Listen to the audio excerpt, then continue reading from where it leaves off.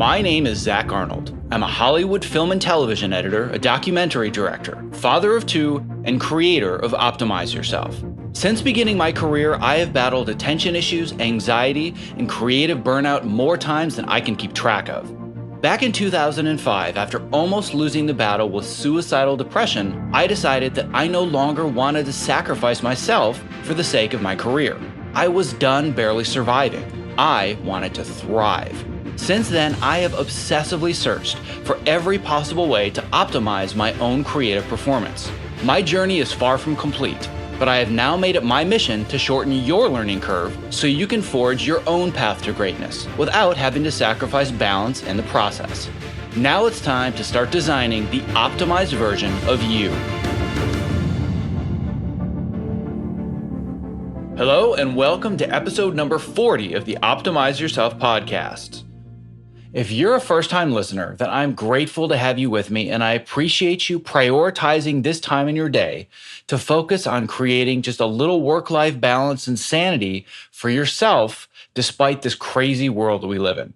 If you enjoyed today's interview and it inspires you to take positive action in your life, I invite you to subscribe to this podcast in iTunes, Google Play, Stitcher, or whatever app you prefer, because I have tons of great guests, giveaways, and free training coming your way on a weekly basis.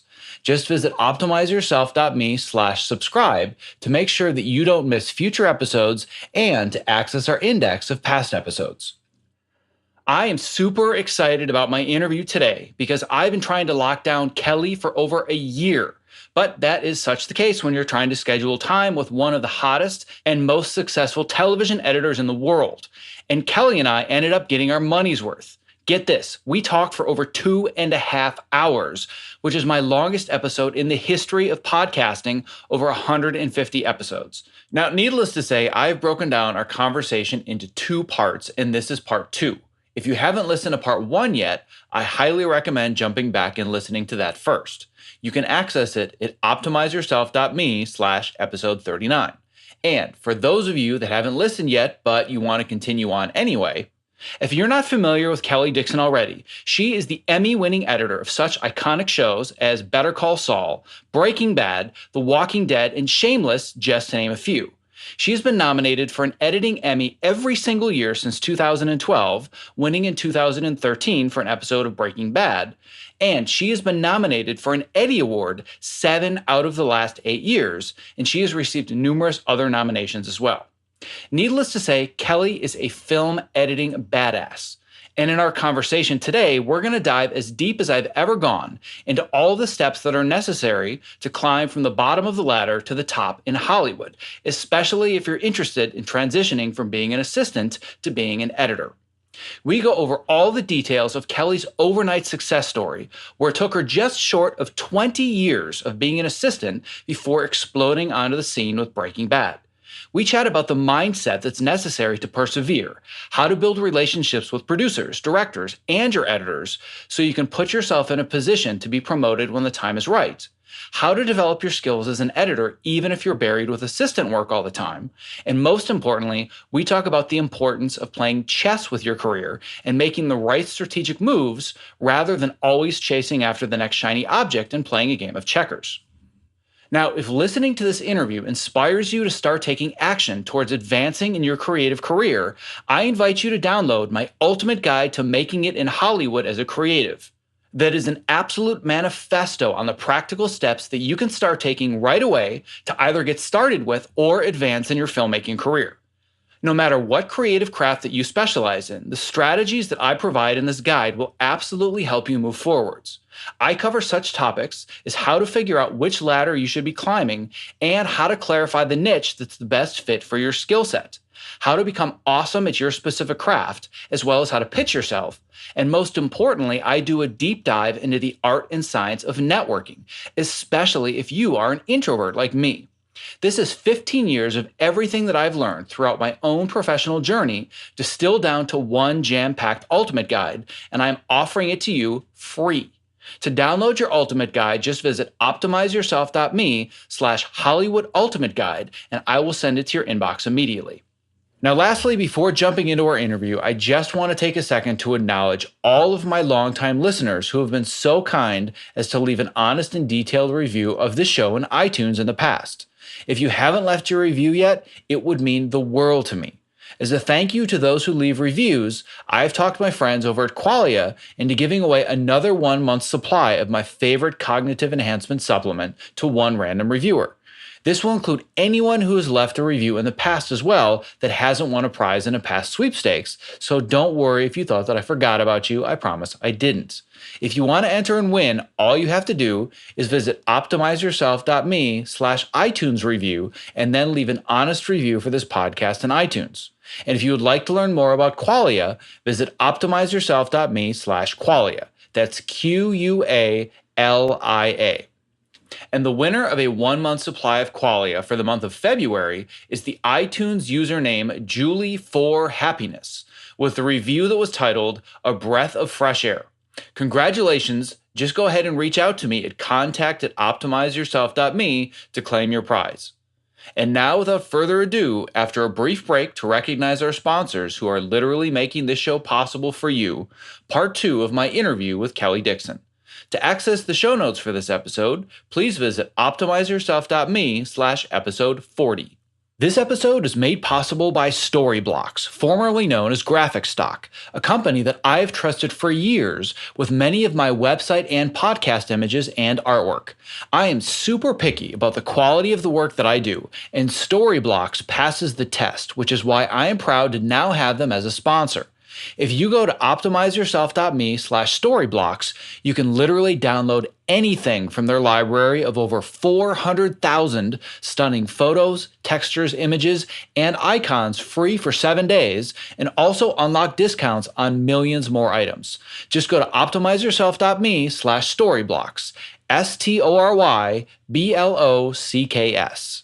This episode is made possible by the Human Charger, a revolutionary new light therapy device made specifically for people who spend long days in the dark and don't get enough sunlight, i.e. you and me. Simply put in the earbuds for 12 minutes a day to drastically increase your energy, improve your mood, and increase mental alertness and focus. To learn more, visit optimizeyourself.me/humancharger and use the code OPTIMIZE to get 20% off your order. This episode is made possible by ErgoDriven, the makers of the Topomat, my #1 recommendation for anyone interested in moving more at their height-adjustable workstation. The Topomat is scientifically proven to help you move more throughout your day, which helps reduce discomfort and also increase your focus and productivity. To learn more, visit optimizeyourself.me/topo. That's TOPO. One of the things, too, that I've found, especially in my maturity as an editor, is, how to ingest. That's a crazy word that's used now to get into the Avid. Did you know that? You probably knew that. I find that that's nuts that it's called ingesting, to get the dailies into the Avid now. But I'm going to use it in another way. The way that I'm using it is to, sort of ingest the narrative into your head by watching these dailies. There's a ways that you need to learn how to watch dailies, and on an everyday basis, how to, sort of give yourself over, your mind and, all of, your abilities over to just bringing this footage into your head, because there's so much of it. When I was working on Shameless was shot very documentary, cinema verite style, where every single take was different from the take before it, and every single setup was different, and they were running 2 and 3 cameras all the time. And what they wanted the crazy camera swings, and they wanted all that. So they would do, and nothing was the same. And I started watching those dailies in quad split because there was no way that I could keep track of all of it. So basically I put my eyes on every single thing. And once I started cutting the scene, I'm like, okay, I have seen that camera swoop from the refrigerator over to the table and hit that one kid. All right, now all I have to do is find it. I know I've seen it. I know it exists. Let me find it. You know what I mean? Because it was just practically impossible for me to watch hours and hours and hours of dailies, especially when they were that crazy. And so, I brought I learned that technique there and then started perfecting it in other places. It's funny because when I have people will come into my room when I'm watching dailies, I always watch in quad split as well. And for those that are like, what the hell is quad split? It's basically watching the multi-camera cameras going all at once in 4 separate quadrants on your screen. And I always watch my dailies that way because I'm a big proponent of productivity and efficiency. And for me, the fastest way to get through a 9.5 page, 8 hours of dailies in a day, I'm not going to be watching that single camera and thinking, oh, is this another camera of the same performance? Like, what I am would I just like? get bored. No. I would get bored and fall asleep if I had to do that. There's no way. Yeah, it's the most efficient way to watch them, but also, like you said, you create this mental inventory. So what I had always called the process was mental digitizing. It'd say, well, what's your process? I'm like, well, the first thing that I do is I mentally digitize all of the material. And that takes a lot of practice, but I do the same thing that you do. It's like, man, I know that there's this close up where the camera was like on his eyeball and then it came out like, oh, where is that one shot? I know it exists. I've seen it. I watched it. Now I have to find it. So exactly. you might have to scramble around a little. But what I also find, and I actually had this conversation with the editor that I'm sharing a wall with right now, is he had come up to me in like the first or second week. He's like, so here you've got like these kind of cool productivity systems and you're like super fast. Like, I'd love to learn like what's some of the things that you do sometime. I'm like, yeah, that'd be no problem. And he's like, well, what's kind of like, what's one of your secrets? And I'm like, you're going to think I'm crazy, but I watch all the dailies. I watch everything. And he's like, well, that doesn't make any sense. Wouldn't that just make you that much slower? But I feel like if you ingest or mentally digitize all of the material, it forces you to think more like a film editor would, and you have to create a plan. Because if you don't have a plan and you're just kind of scanning through the material and saying, well, I'm just very common thing for TV editors is to say, well, I'm just going to use the last takes. And if something doesn't work well enough, then I'll look for other takes. But you can't really figure out what the heartbeat of a scene is until you've seen every frame that's shot. And more importantly, I feel that if you watch them in the order that they were shot, you see the genesis of the changes in the scene and you understand where the director's coming from and what their intentions are. Right. Yeah, that could be said because a lot of people, I've even had Vince Gilligan say to me, he said to me, he's like, why don't you just use the last take? And I'm like, because the last take's not always the best take. It's like, are you kidding me? It's like, that's not always the best take. The other thing too is that I just find that you need to watch the progression of that, just like you said, you need to, but I think what I was also trying to say too is that you're not going to come up with this unless you're doing it every day.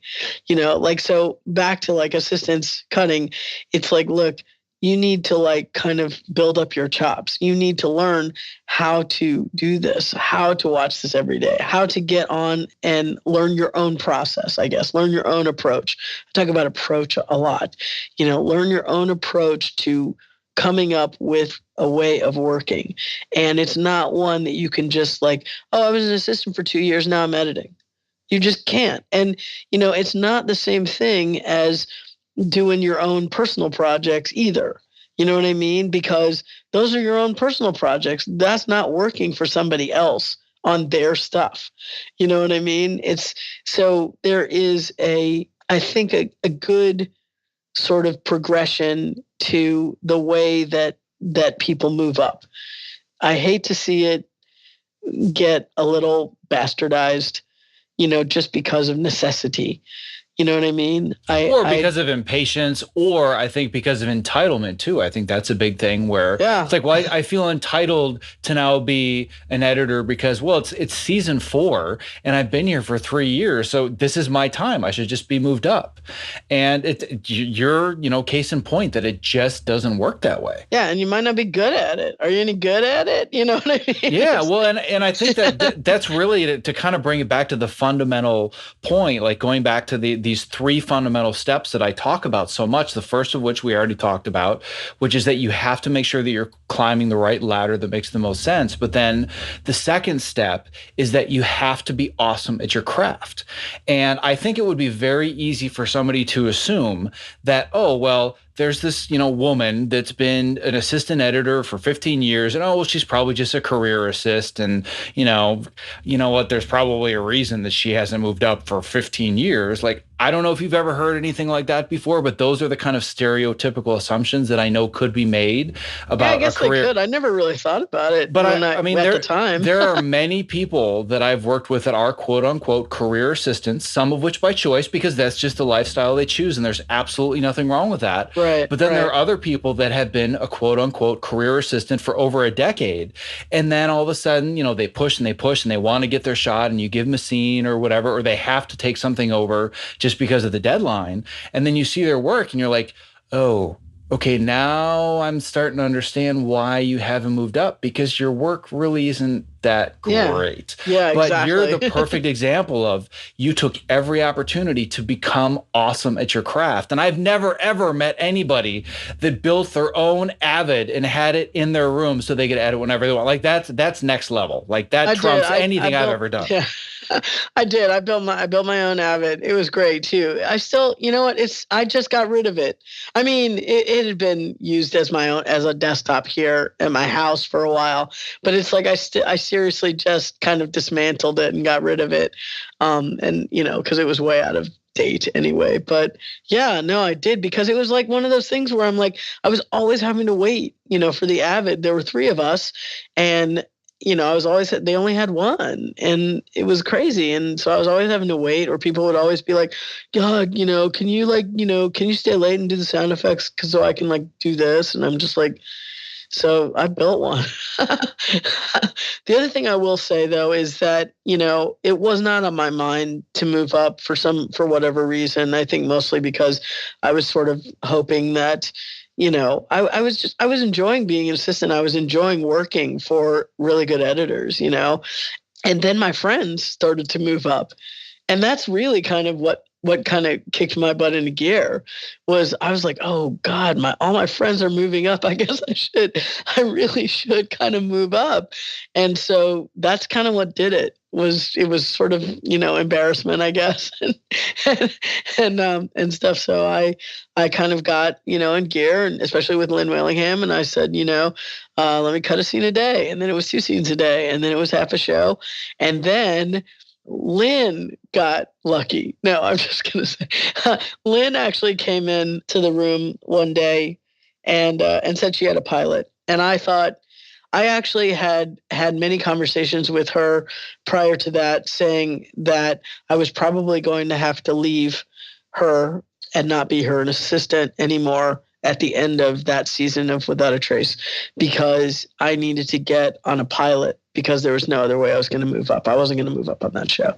And, we were very upfront about it, and she was a champion of it. She was actually looking for, somebody I could go assist, to be, so I could, start to move up. And then she came in one day and she said she had a pilot, and I just kind of rolled my eyes and said, you're not going to leave here to go do it. And she goes, yeah, I'm going to go do it. And I'm like, really? And she said, yeah. And I said, well, what is it? And she said, it's with Vince Gilligan. And I was like so excited, because again, it was back to this X-Files thing. And I was like, really? Oh my God. And then she told me about it. And I was like, okay, well, that sounds cute and charming, and that'll be cool. Right. And so we left. It was a very big deal for her to leave Without a Trace. I mean, she was hired by the showrunner, and the showrunner was going to direct the finale, and she was supposed to edit his finale this year. And it was very sticky, but, she did a really good job of extricating herself. And we went and worked on the pilot, I think starting at the end of February in 2007.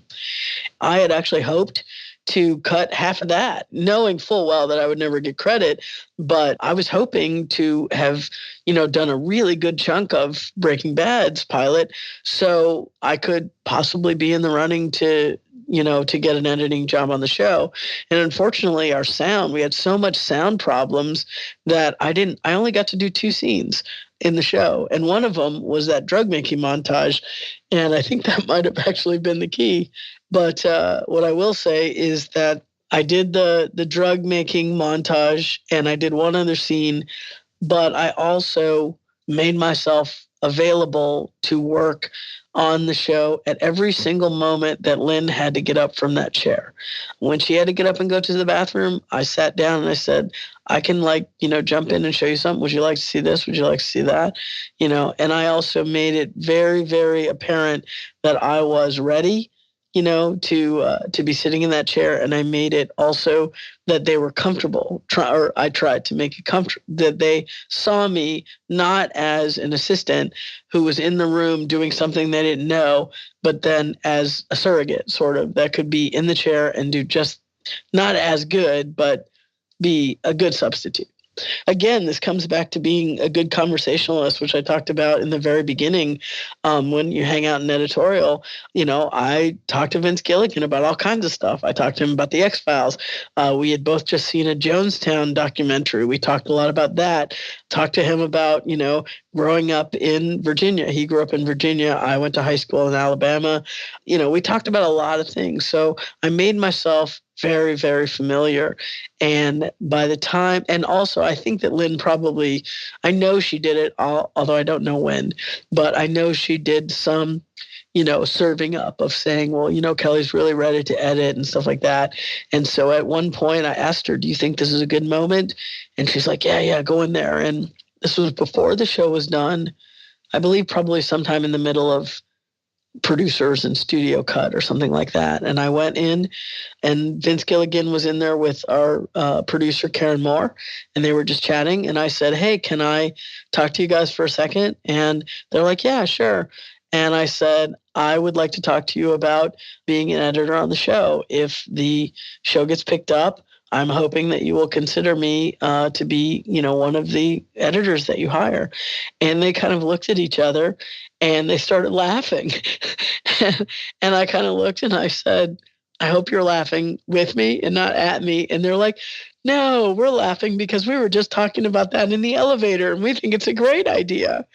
And at that point, I was like, God, I hope the show gets picked up. I hope. And at the time, I kind of thought we had a really good chance because the only thing that AMC had was Mad Men, and it hadn't even aired yet. And I was like, well, I don't know if the show will get a second season, but I'm pretty sure that AMC, without anything else to go on, will go ahead and show this for one season, because why would they waste all that money? And, not knowing what a blockbuster it was going to be, but I just kind of felt like, well, I think it will definitely go for one season.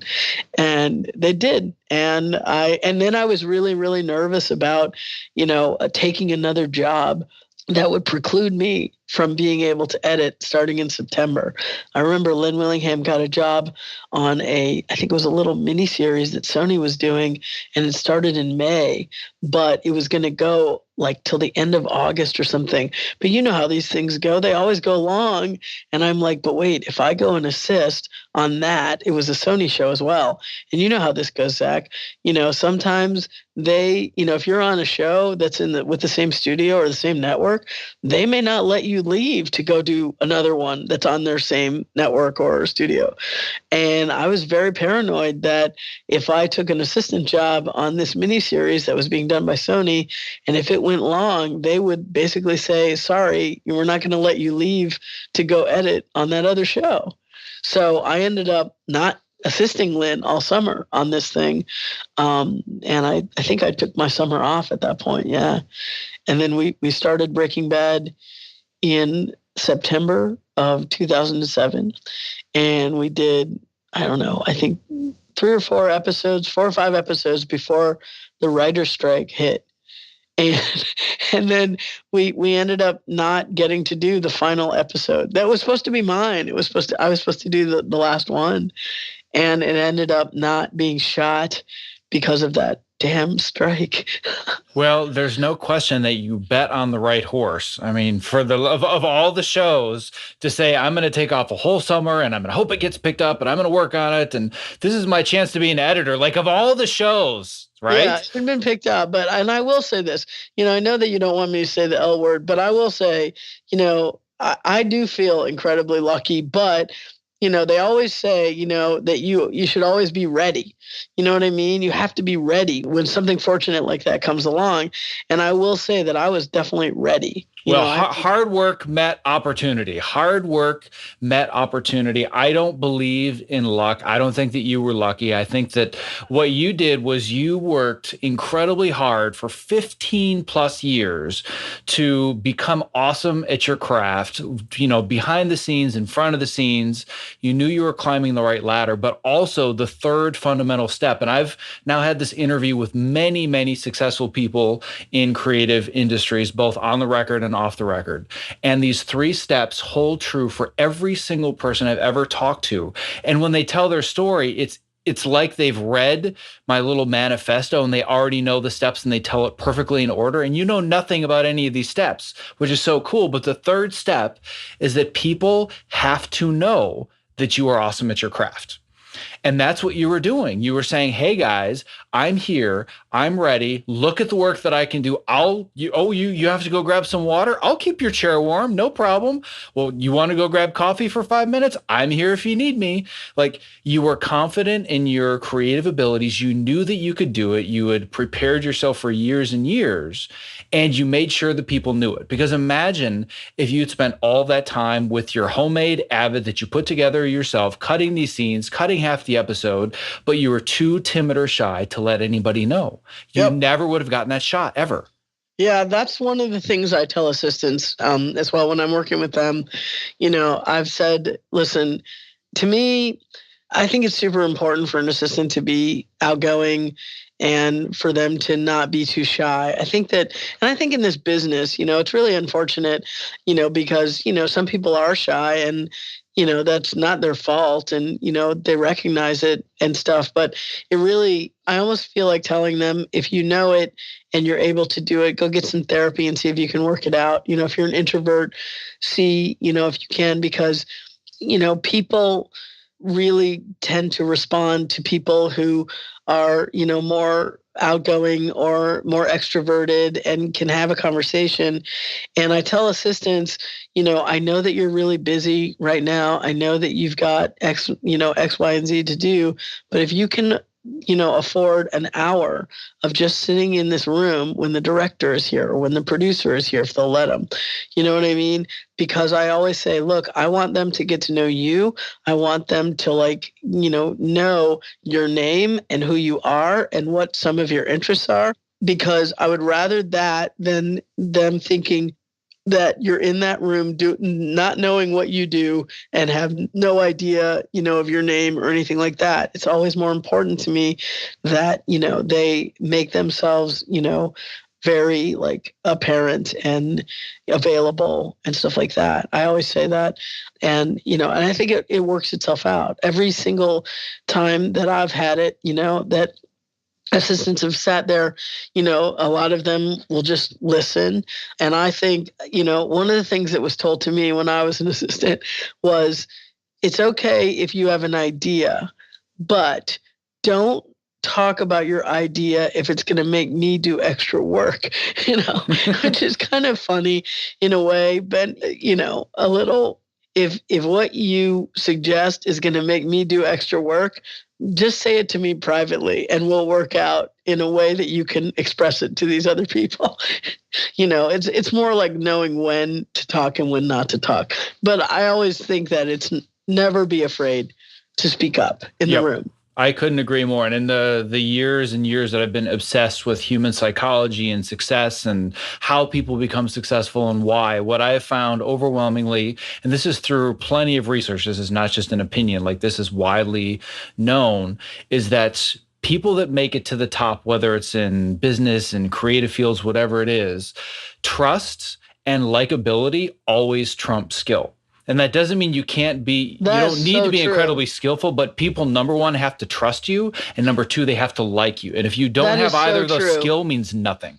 That is so true. Where that comes into play, which is really a hard lesson to teach, like a PA or something. They don't really understand why getting lunches and stuff like that is important. And they really kind of sneer at it and stuff like that. And I'm like, are you kidding? They're trusting you with eating a sandwich. And you know what? The next thing they're going to trust you with is reading their script. It's kind of crazy how it works like that, but that is the way that it works. You know what I mean? And so if you can go get lunch and coffee with a smile on your face, the next thing they're going to do, can you go move my car? The car, right? They're like wanting you to go move the car, and a lot of people get, I did a lot of washing of cars when I was a PA, but I actually liked it. My bosses drove cool cars, and I'm like, look, they're trusting you with the BMW or with the Jaguar, and I know it sounds kind of silly, but they're trusting you with that. Next thing they'll trust you with, house sitting. And it all sounds so trivial, but when they trust you with that, then they start to trust you with other things. And it's like, you may suck at reading scripts or whatever, but that's just what you said. They're going to trust you with that. And it's like, if they can start to trust you with in the room when you're just talking to you, then they'll start to trust you, your ideas, because there have been plenty of times, on Breaking Bad where Vince and I don't really cut a whole lot for him. I've only cut, maybe a few times when he's directing, and it's usually only because he directed two and I had to be, he tends to like to cut with Skip McDonald. And I used to get my feelings used to get very hurt by that, but I've come to understand it, and I'm like, okay, well, you like who you like. It's fine. A handful of times I've cut, not even a handful, I think it's maybe 3 times I've cut for him where I've actually cut things that he directed. And there have been times when as a producer, I work with him a lot. And there have been times when he'll be like, Kelley, it's too much mustard on this, or something, just too much, kind of pull it back a little bit. Right. And so I'll pull it back, usually on like a montage or something like that. I'll pull it back a little bit. And then he'll be like, show me what you had before. I'll show him like, you know what?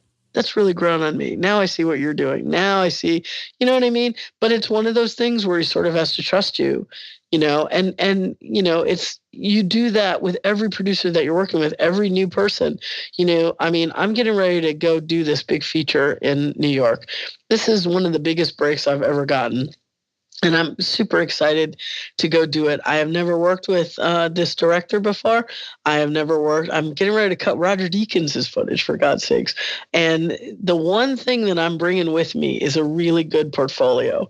It's like, I have never edited a feature. The fact that they're giving me the keys to this thing is incredible. But I am bringing a really good portfolio with me. And they're obviously impressed by, some of the things that they've seen, that they're willing to trust me with this. But the other thing too is that I had to give a good interview. You know what I mean? I had to be incredibly knowledgeable about the material. I read the script, I read the book, and that's one thing that I also will say, to people out there is like, study as much as you can when you have the time to be ready to talk to these people. And if you can talk about the narrative, it's super important. It's not all about what shot that you're doing. That's rare. That rarely comes up in any interview that I've ever been in, is about, how to put shots together. It's like, they know that you can do that. They want to know, can you have a conversation? Can you talk to them about the material? You know what I mean? Can you solve problems? Like, can you be in the room with me at 2 a.m. on a Friday when we need to get it out? We can't figure out this scene. Like, it's all about trust. Are you the kind of person who doesn't like to work with people? I haven't been asked in those ways before, but I have been asked, like, how do you like to work? Do you like for me to be there? I don't really want to be there. I'm like, okay, fine, don't be there. You know what I mean? It's like, how do you like to do things? And, I'm incredibly flexible, although I will say that I'm more like people to be there, than I'm not the kind of person that likes to work in a dark room, by myself at all. I'm much more social than that. But I don't know. I just find it pretty interesting. And I always like to tell assistants, if you can afford the time, I want you to spend at least an hour in here, and I want you to talk to, this director, this producer. I want them to know who you are. Another thing that I've gotten from assistants before is, if I edit a scene, will you tell the director, producers that I did it? And my answer to that is always, if they like it, I'll tell them that you did it. And at first they look kind of crestfallen. They look, and I'm like, well, if they don't like it, why on earth would I throw you under the bus? It's like, why would I tell them that you did it if they don't like it? If they don't like it, I look at it as like, well, I approved it to get in the show. I approved it to let the producer or director see it. So if they don't like it, then it's on me. And I'll listen to the note and say, you know what, let me go back and try that again, and I'll show you something else. Depending on the skill of the assistant, whether they're new or not new or something like that, I'll let them do the changes. And also if there's enough time, you know what I mean? I'll be like, they'll be in the room usually when they see it, and so I'll be like, let me take another look at that. And then when the director or producer leaves, I'll say, okay, you heard the notes. Do you think you can handle that? And we'll talk about it, and then they'll go. Or I'll say, you know what, I think I know what's going on here, and we're really kind of pressed for time. Let me do this, and then watch what I do. And then next time, but it's just kind of funny, because I remember, seeing that from several assistants that I've worked with. You won't tell them? And I'm like, well, if they like it, I'll tell them. If they don't like it, why would I tell them that you did it? That's lame. Yeah, it's funny. It's exactly my approach too, is that, when I've had assistants ask me that same question, I'm like, well, listen, if they really, really like it, I'm going to give you all the credit in the world, and I will take no credit. If they don't like it, I'm going to fall under the bus for you. They will never, ever know that you worked on it whatsoever. Exactly. Yeah. And they just think that that's crazy. Why would I do that? What I often find, this is always the joke that I have with my assistants, and they all know this at this point, and if they're listening, they're chuckling, is that the only scenes that never get notes are the ones that my assistants cut. We'll be working on an episode, and, well, this needs a lot of work, or this or that, but I really love this one scene. And I'm like, that's the one that my assistant cut. Shit, yeah, now I'm going to lose my job, Yeah, I've had that happen before too. It's like, come on. It's like, well, but then again, you're sitting, how much work have you done, and how much work is the assistant? Exactly. Like 1 or 2 scenes? And usually if we've workshopped it like 4 or 5 times to get it to the point where I'm happy to bring it in the cut, and, but like there's in the new show that I have coming out soon, there's this whole big action sequence, and I just passed it off because I was getting, 8-9 hours of dailies worth a day on this pilot. And I'm like, I'm just going to give this to you, like, until the point comes where I just have to do the notes just because of the schedule. It has nothing to do with you, but the day will come where I'm going to have to do the notes in the room. We have to get it out. But until that time comes, this is yours. From dailies all the way until the point where I have to take it over, it's yours. Thinking that it was this big action sequence, it was going to be workshopped over and over and over. I don't think I got one note. I think it locked from the way that she cut it. And I was like, oh, come on. Like, obviously I was happy for her, but a part of me was like, I have beaten this edit to death. And the one thing that everybody universally says every single time that they love and they don't want to touch was the sequence that I had my assistant cut. And now she, of course, is one of the editors on the show, which was the whole point, is I wanted her to get her shot and really kind of, prove that she had the chops on something that was a lot more complicated than a 35-second scene of 2 people, walking through a door or whatever. And forth, Exactly. I mean, when I worked on one of the scenes that I worked on with Chris on Breaking Bad was from an episode called Tahajali, which was, I think, the 5th episode in the last 8.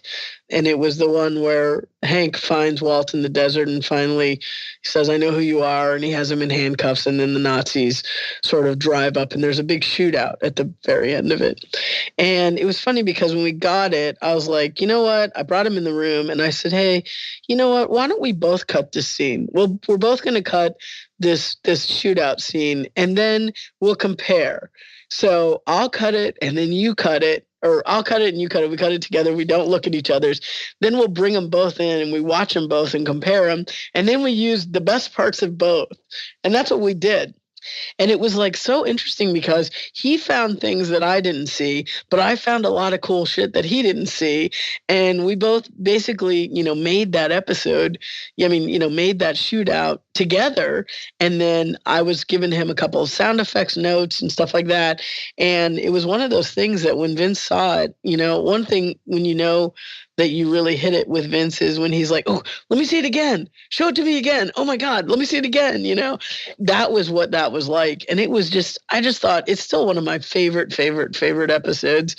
And I told Chris at the end, when he was allowed to choose which episode he wanted to put up, I told him he chose the one where Walt was in the cabin by himself in New Hampshire.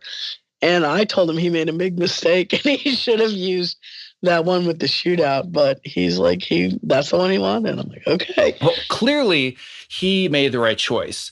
And on that note, I want to be respectful of your time. And I realize that this has become just a giant marathon episode. And to be somewhat selfish, I let you go longer than I usually do. Most of my audience knows that right around the 55-minute mark, I'm always Mr. Polite and say, you know what? I want to be respectful of your time. I knew it was going to be an hour, but this has just been so damn good and worth more, in my opinion, than a lot of four-year film schools. This is the kind of stuff that people need to hear if they really want to make it. Because of that, I didn't want to stop you. So that's why we now have a two-part episode. And I thank you for, sticking around and talking for so long. Yeah, of course. But I do obviously want to wrap it up. I do want to be respectful of your time, even though I haven't been up until this point.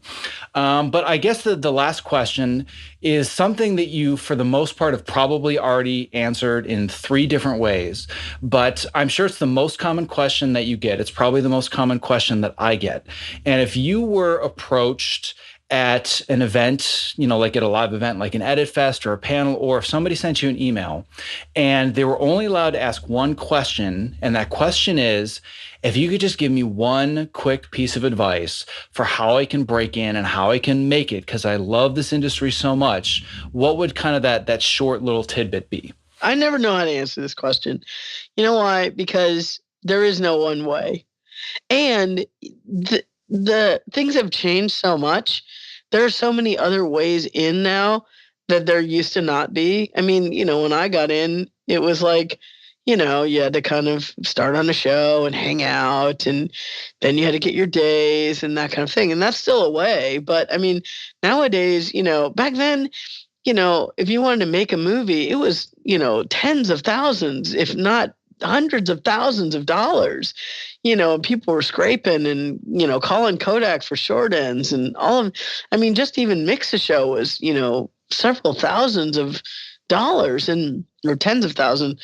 And now it's like, you can shoot a, dude that did the Florida Project, he shot his movie on the iPhone and edited it, on a laptop and just everything has changed so much, and now it's like, you've got a venue that's free, YouTube or Vimeo. It's like, it's free. And, the one thing that I always tell people too, that hasn't changed at all, is that you still have to have a good story.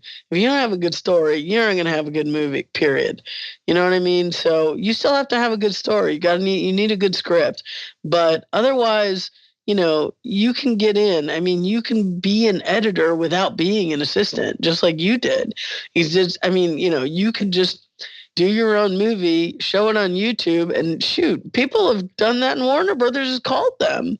It's, or you can be editing for somebody who all of a sudden is this big hot director. How many times have you heard that Bad Robot story where, all of a sudden, they found somebody on YouTube and now they're, editing the next Cloverfield movie or, whatever. You've heard all those stories, and they bring that editor with them. You know what I mean? It's like, it happens a lot. It doesn't happen all the time, but that is a way. So, my feeling about trying to give people advice on that is, I think that the best thing to do to maximize your chances is to come to as many or find as many of those kind of gatherings as possible and go. Put yourself out there. It's like dating. You got to go to the mixers. You got to go to the panels. You got to go, and don't be shy. And you don't necessarily only talk to the people who are on the panel. Talk to the people around you. Talk to the other, people that go to the panel, because, the group power that exists in there all of a sudden you might find, your new best friend or your new roommate or something like that, where, you guys, one thing will lead to another. So I think that it's always better to put yourself out there and be in that kind of group setting, because you're going to maximize your chances just by being in the room with people. The other thing that I like, tell people, especially nowadays, there's a lot of emphasis put on hiring a more diverse group, where you're like, okay, people of color or minorities. And I'm all about being a proponent of that kind of thing. But I also feel like I don't like to exclude anyone at all. So, I don't like it that they're saying, okay, we're only going to open up this job to people of color or minorities, because I'm like, well, that's bullshit. That's how you get Trump. That's how you get Trump and Trump voters, just like that. That's fucked up. So I'm like, you can't be that exclusive like that. That's not right, and it's not fair. And so what I say is, instead of trying to, force that kind of thing, really, it's not about, I don't really feel, honestly, that most people only want to hire their own race or their own. I don't believe that. I believe people want to hire people who they're already familiar with, who they know through somebody else. It's like dating. Nobody wants to go on a blind date, but they don't sort of mind meeting somebody that they met at your friend's party like last week. They're like, oh, well, I met you, so I kind of really know you, and I know the kind of people around you.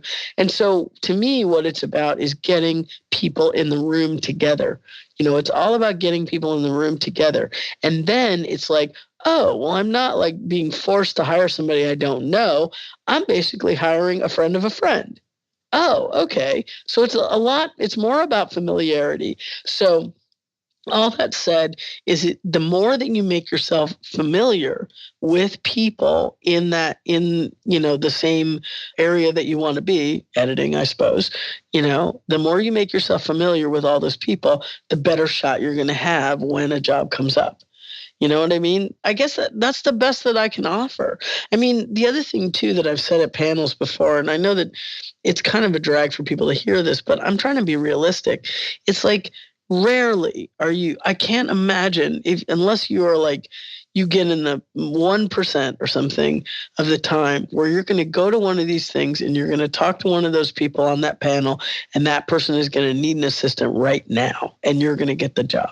So if you're thinking that that's going to happen, that's so ridiculously rare. I mean, it's kind of ridiculous to think that you're going to score in that kind of way. I mean, I don't mind anybody having ambition like that, but, it's probably not realistic to think that that's going to happen.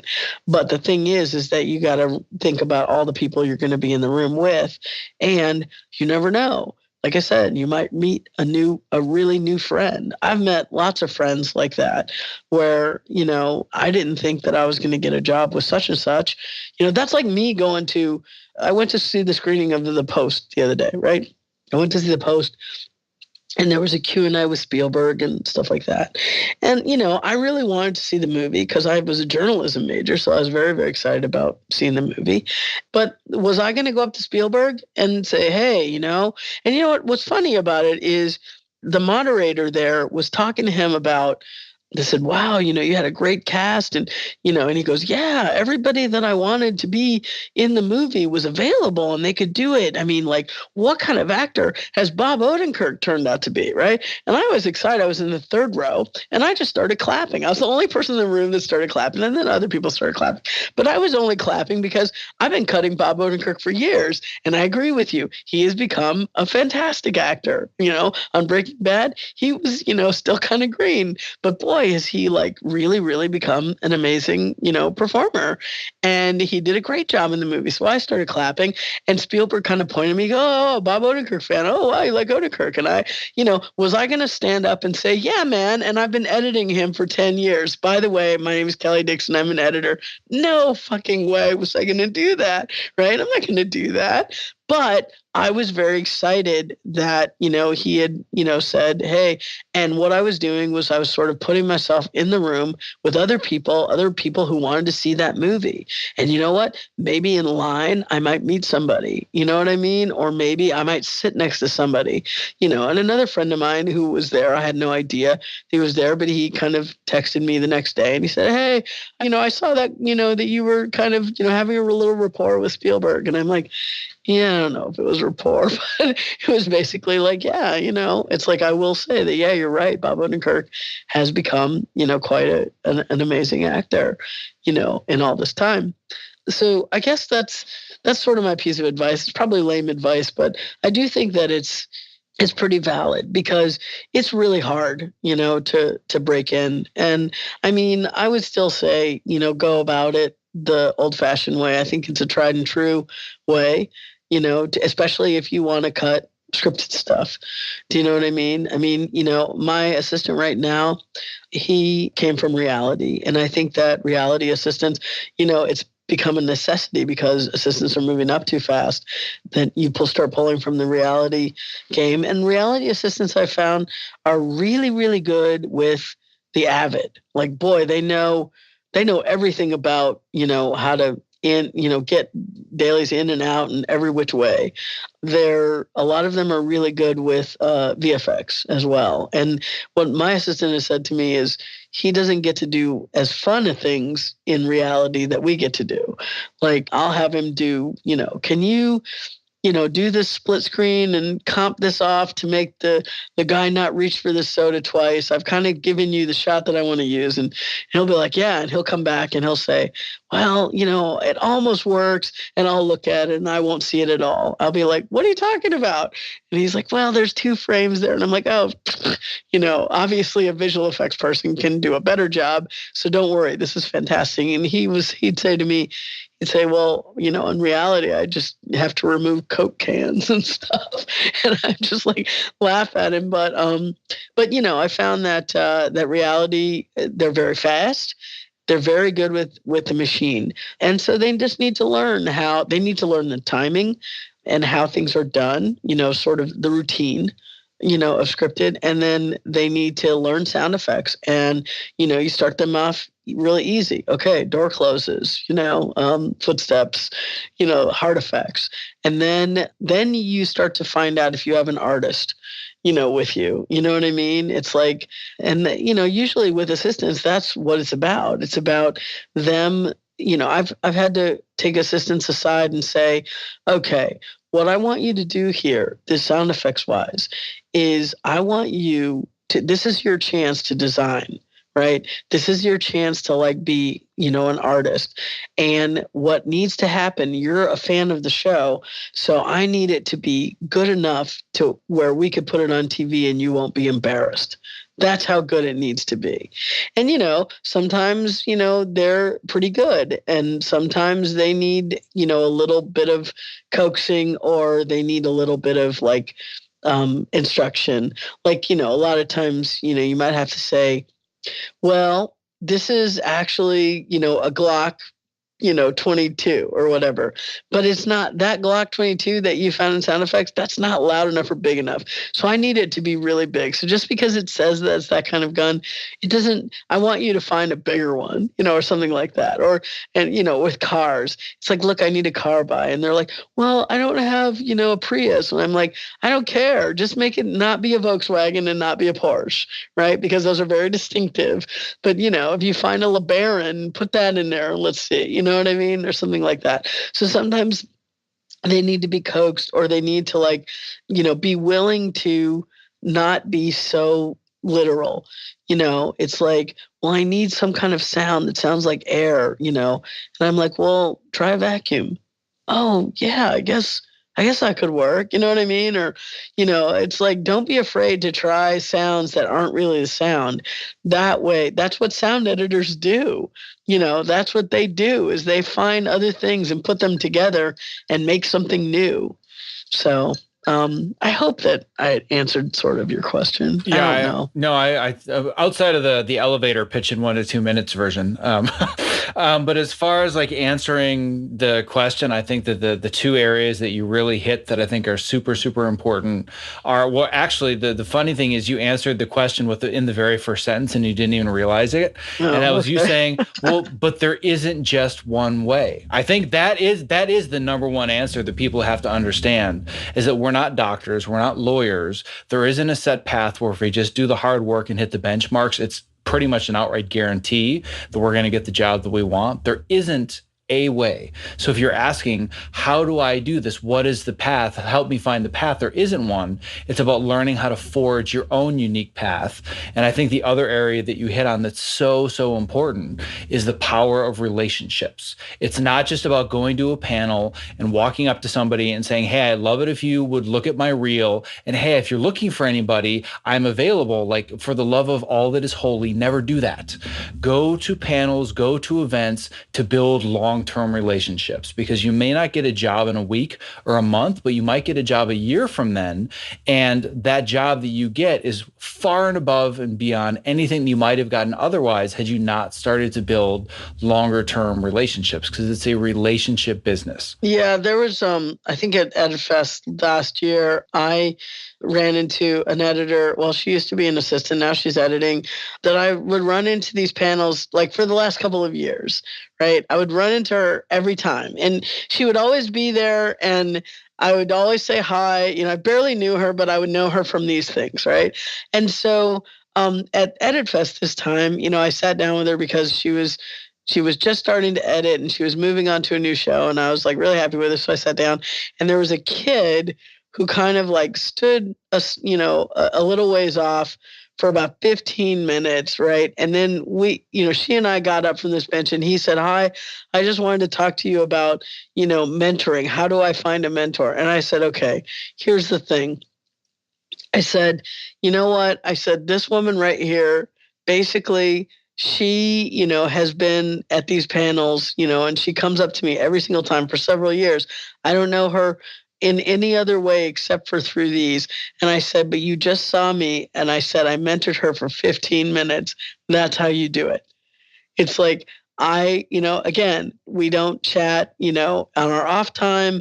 I don't even know her email address, right? I know her name, but I don't know her email address. It's not like we hang out. We're not, we could hang out, I suppose, but we don't.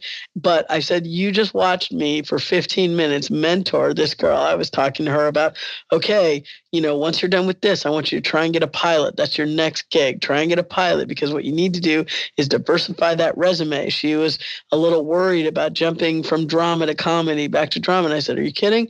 This is good, because it's like there won't be a time when you'll hit something that you can't do. This is good. And I said, the next thing is, why don't you try and get a pilot, and here's what you do, and stuff like that. And so I said to this kid, I said, this is what you just watched me mentor her. That's how you find a mentor. You don't sit there and expect or want your mentor to be like, there for you every hour, like a therapist or something. And you don't need to be contacting them every week or every other week and have a set time. If you've got that, that's nice. But I don't know if many people who have time for that. But what you do is you have to take what they can give you when they can give it to you, and you kind of like, add that to, all the rest of the stuff. Like I said, all these editors, like when I was talking to you about being at the ACE Awards, I'm looking at all these editors I recognize. I don't go rush up to them and take selfies. That's just not my thing. But it's like I'm going, ooh, there's Joe Hutching. Ooh, there's, all these people. And I'm like, okay, those are my mentors. Do I talk to them? Some of them I've talked to. Other ones, usually I don't talk to them about work necessarily, but they're my mentors because I've watched their work and I learned from it. You know what I mean? And, there are some mentors that I have, that are much more hands-on. Like Lynn Willingham will always be a mentor of mine, but she and I have a relationship and we do talk, about, a couple times a month or something. But it's like you just kind of have to take that mentoring as it comes to you, and you have to maximize whatever you can get out of it, And so I guess what I'm trying to say is that, you have to adjust what your thought of a mentor is. And you know what? If you have an editor who you're working for and is a good, there's not, not every editor is a good mentor. I've talked to many people who are like, God, I wish that my editor was better at it. And I'm like, well, some people just aren't good at it. They don't want to talk about their work, or they don't really know how to give you notes, or, and that's unfortunate. That's just kind of the nature of it. And the other thing I tell assistants in that situation is, I know this is very hard to hear, but if that's what you need, out of an editor, if that's what you need, then maybe it's time to find another one. You have to go find the teaching that you need.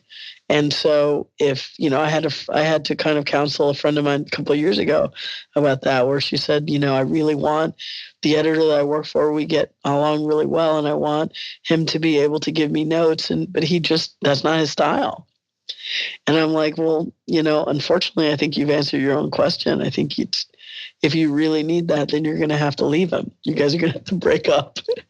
And you're going to have to go find somebody who's going to do that. Well, on that note, I hope the next time that somebody comes up to you and asks about mentorship, you can send them to this 2-hour marathon of amazing mentorship, because I really think that, hell, I've learned a lot from this episode, and I can't imagine just the knowledge bombs that will be coming to somebody new to the industry, or somebody that has broken in, maybe done a year or two of assistant editing, is a little antsy, feeling like they should move up, or feeling like they know enough to, move forwards. Like, there are just so many nuggets and gems of wisdom and knowledge in this episode that this is now a form of mentorship. It doesn't have to be work with me in the edit suite, have lunch with me. I mean, that's the kind of mentorship that I had coming up, because I had to find mentorship outside of the job, because in the job, I was a self-contained entity doing low budget editing and assistant all together at the same time. I didn't have people to look up to.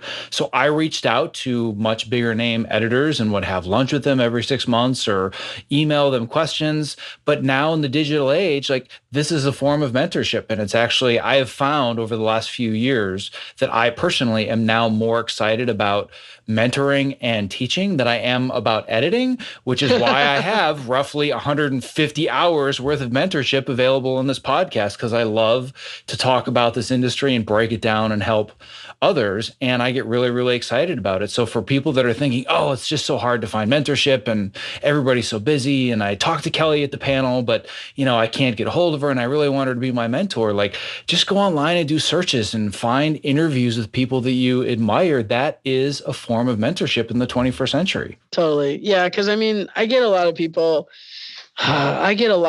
like asking me, can you have coffee? And, and it's like, I really don't know how to respond to that, because I always want to be gracious and, appreciative that, they want to do that. But, I think that people also forget that, we're really busy and we have, very little time, on our own. So, like, even right now, I've got like at least 10 people that want to do that.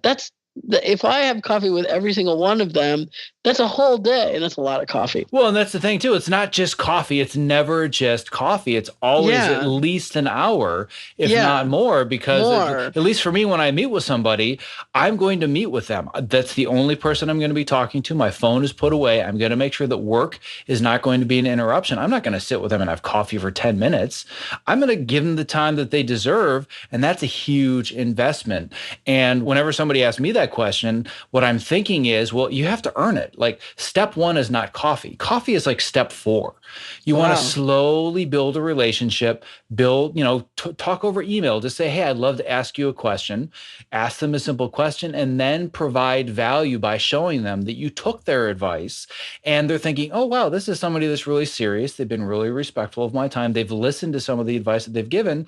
Sure, I'll keep up, some, kind of form of mentorship via email or even on the phone. And then eventually, of course, I've helped you several times. I'd be glad to do lunch with you the next time I'm available. That to me is the path that people need to see and think that, the coffee is not the first date in the mentorship world. Coffee is like date 4 or 5. Wow. You know what? I'm so glad that I learned that just now. I've been going about this all wrong. That's really, really interesting to me. Thank you so much. Yeah, of course. I mean, for that. I say that with all the love in the world, but you have to earn coffee and lunch. You got to earn it. You have to prove to me that you're somebody that I want to give 90 minutes of my life to, because that's what I'm going to give you. So indulge me on this one just a little bit, because I'm really seriously, I'm in awe of this. So if I emailed you right now and said, can we have coffee sometime? I'd love to pick your brain. You know how those combos go. Yeah, of course. And then what would your next, if you emailed me back, what would you actually say? Sure. Yeah. And I get this email all the time, just as I'm sure that you do. And I've put myself out there very publicly. Anybody can find me on social media, on the website. So I get a lot of those. And the response is always, listen, my calendar is such right now that I'm very, very busy. I have very limited time to actually step away and take lunches, but I'd be more than happy to answer a question or two via email. Oh, okay. So feel free to respond. I read every email that I receive. I do my best to respond to everyone when I can. And that's when I find out if somebody is serious. And if they come at me with a barrage of interview questions that'll take me 2 hours to write, that's somebody that doesn't quite get it and isn't being respectful of my time or my attention. But if they say, oh, I really appreciate you responding, I didn't even think you'd respond at all, I'd love to know XYZ. So they ask one simple question, I'll respond to them. And then if they come back maybe a week or two or even a month later and say, hey, you gave me this one piece of advice, I tried it out and it was amazing the results that I got, I cannot thank you enough. That is the right way to do that. And what that shows to me is that they're willing to play the long game and they really are truly interested in building a relationship rather than, hey, how can I steal all of the information from your brain that you've had to gather over 20 years? How can I shorten my learning curve and learn it right away? I got a chance to meet with you. That's the thing. Exactly. So wow. That's how you screen them. Let me ask you this. Have you done a podcast on that? I haven't done a podcast about that super, super in-depth or deep, but I did one fairly recently with my new assistant because he took this approach. So we go through the steps of how he approached me at Edit Fest. We had a conversation. He asked me the one question, and then he started building a relationship with me. So I haven't gone over it like step by step, here's the email sequence. I actually talk about this in the Ultimate Guide to Making It in Hollywood, my little manifesto about all this. I actually have the email templates and the steps that you can follow, but I haven't really done a super in-depth podcast. But this is something that I'm very, very passionate about, is teaching very socially awkward introverts that work in our industry the right way to approach people to be able to build relationships. That is, just what you've told me. You've helped me so incredibly in the last 5 minutes because I had no idea how to respond to these things. I was thinking about,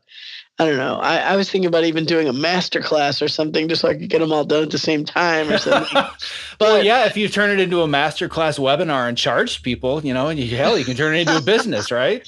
But it's just that I don't want to disappoint anybody, but it's that's a lot of time. And I love your approach to it by basically, because I would tell people, I've got people that I look up to that I would love to go have lunch with, but I've never asked. I'm like, what would I do? Why would I ask them that? But I will tell you this. The couple of people that I've done that with, I have done it exactly like what you say. Start with an email. Start with a couple of emails. You know what I mean? And build a relationship like that. And that way, and you know what? Just like when you just said with your assistant, how you met them at EdFest a couple of times, you met them at different panels. And just like I was telling you that I had mentored this girl who I really didn't know except for at these panels. But now the thing is that we do have a relationship. If I had a job for her, I would hire her in a second because basically we have a relationship. It's just like dating. Yep. It's like first dates or blind dates are a pain in the ass, but going out with a friend is different, And even the assistant that I'm taking with me to New York on this feature, he's a guy who won the Student ACE Award several years ago. I met him at the ACE Awards and I said, hey, you know what? Great to meet you. Congratulations. I voted in your category. And then later he emailed me and said, hey, I've, been assisting on this movie and we're going to go. A bunch of us are going to see it. Would you like to join us? And we sort of built a relationship, right? And now he and I do movie club. We've been doing it for the past 3 or 4 for years, in the summers. And now, he has a lot of feature experience. I'm like, hey, man, I'm getting ready to go to this feature. Do you want to come to New York with me? And that's what we're doing. But that's how it grew. So just like what you said, I was really, really flummoxed by how to approach somebody who just emails you and how they even find your address. I'm just like, how did you even find me? Right. But I'm so glad that you kind of explained that to me. I really seriously am. Just think about it in the most loving, endearing terms possible, that they have to earn their way inside the door. And this idea came from the way it is. If you want to get into a Buddhist monastery, you basically, you knock on the door, they won't let you in. You sit on the step for days and days and days. And then when they realize you're truly committed and you're there for the right reasons, they open their doors to you and you're in and you're part of the family. And I look at picking my brain for lunch over coffee is the exact same thing, as I'm lovingly going to make sure that you earn your way in and you're doing this for all the right reasons. Wow. And that also allows me to have a lot less lunches that are really awkward. Yeah, like first dates. Exactly. So I'm basically screening my dates first. That's a great way to put it. Yeah. Okay. Wow. Oh my God. Thank you so much for that. That really, really has made me think about this in a very different way. Well, cool. Well, if I can help save you a weird lunch or two and steal just a little bit of your time back, then that's what I'm here for. So. On that note, speaking of time, we have just been running over like crazy. Yeah. And I cannot tell you how much I do appreciate all the time that you've given. And I really hope that this becomes one of the seminal episodes of this entire podcast, because I'm going to just share the crap out of it, because I think it is so valuable for people to learn about your story, your approach. And I really think that this is just the right way to do it and learning all the right things. So really, really, I cannot thank you enough. This has been absolutely fantastic. Oh, I've had a really good time. Thank you so much. I'm so sorry I made you wait for so long. No problem. It was well worth the wait and then some. Thank you so much. Thank you for listening to episode 40 of the Optimize Yourself podcast. To access the various links and resources that were mentioned in this episode, please visit optimizeyourself.me/episode 40.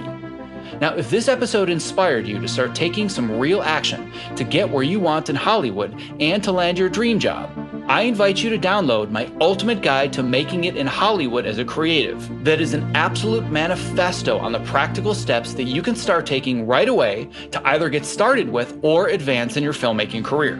No matter what creative craft that you specialize in, the strategies that I provide in this guide will absolutely help you move forwards. I cover such topics as how to figure out which ladder you should be climbing and how to clarify the niche that's the best fit for your skill set, how to become awesome at your specific craft, as well as how to pitch yourself. And most importantly, I do a deep dive into the art and science of networking, especially if you are an introvert like me.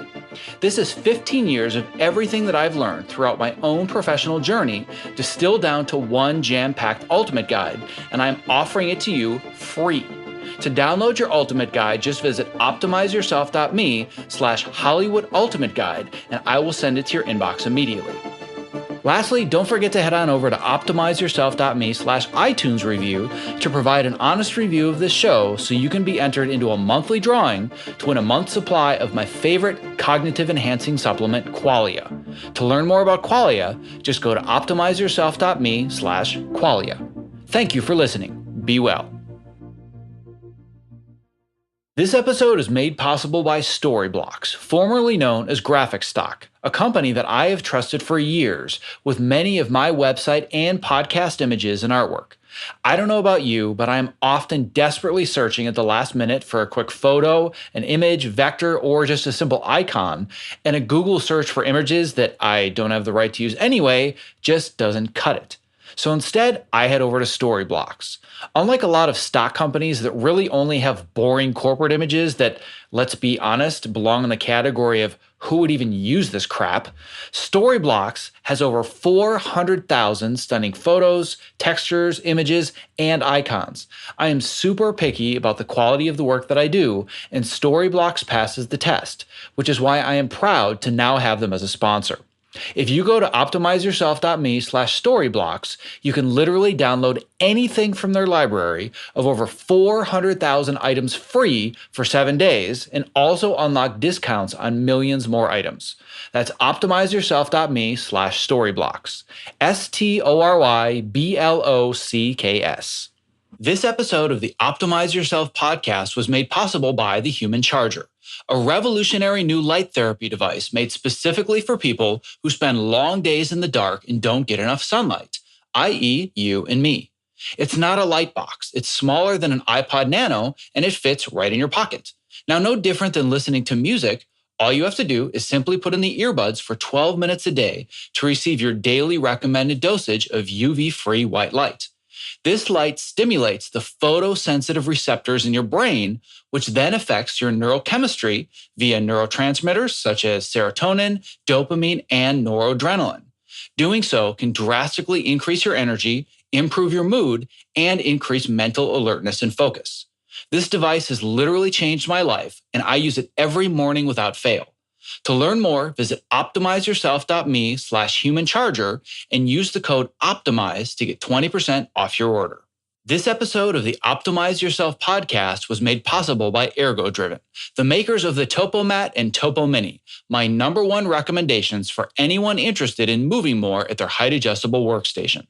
Listen, standing desks are only great if you're standing well. Otherwise, you're constantly fighting fatigue and chronic pain. Not like any other anti-fatigue mat, the Topo is scientifically proven to help you move more throughout the day, which helps reduce discomfort and also increase your focus and productivity. My friends at Ergo-Driven did extensive testing and compared their product to the top-of-the-line floor mats, and they found the Topo drove almost 2.5 more moves per minute with 270% more foot motion. Now, what this simply means is that the Topo users move more. I'm standing on one as I read this, and I don't go to a single job without it.